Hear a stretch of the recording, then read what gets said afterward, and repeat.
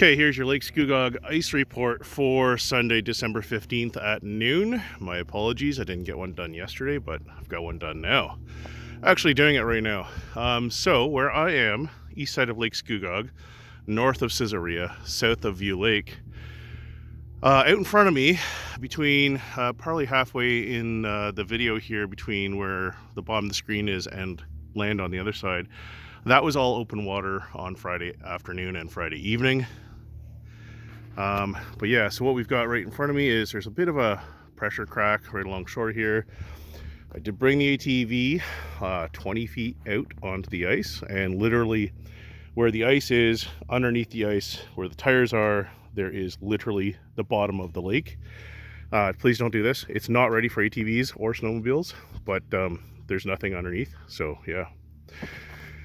So if we come over here, I took maybe a few spuds here with my ice chipper and walked over this little bit of a pressure crack right here along shore.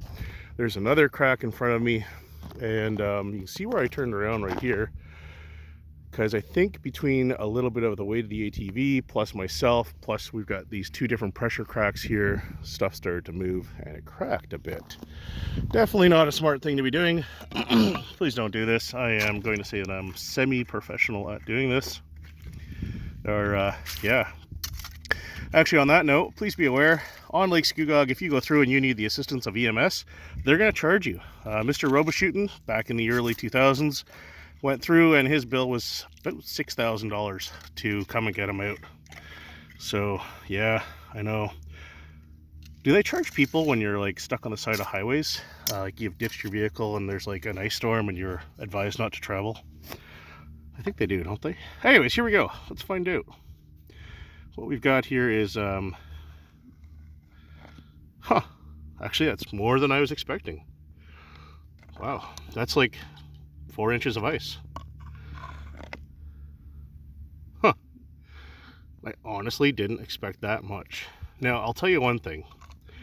The top inch is white ice. It's not ready yet. It's getting there, but like, I mean, this scared the bejesus out of me. You can see where I quickly turned around and slid back a little bit, because there was a large noise right here. 4 inches is not a lot, and it's literally right here. The further I walk out here, the less and less there's going to be, until there's like, it's skimmed over out there, right? So if you kind of like went on the assumption that 4 inches here means 4 inches out there, you're not coming back today. So like literally there's been ice in this part right here where I'm standing, and I'm intentionally not showing you shoreline so you don't identify the location, because neighbors at this spot, yeah, they're a little finicky like that. Yeah, they don't like a lot of cars around, so please don't try to figure out where this is. It's not a good fishing spot, I'll tell you that. It's a good spot to check ice. Sorry, where was I? Yeah, 4 inches here, and this spot has been iced in pretty much all week, so it's had a chance to build and build. I suspect if I went beyond that crack there and out a little further, there would be significantly less than 4 inches, which is kind of why when I saw that, I stopped for a second, heard a crack, and turned around, right? And now here's the other thing. Where I'm standing is only up to my knees.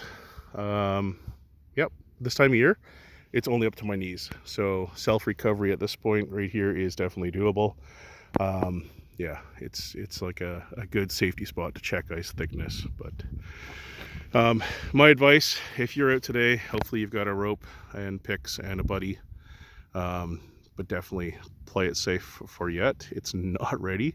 We are supposed to get some cold temperatures next weekend and late next week. That might help with things, but my gosh, like Lake Scugog is notorious for taking people every year. Play it safe. All right, have yourself a great Sunday.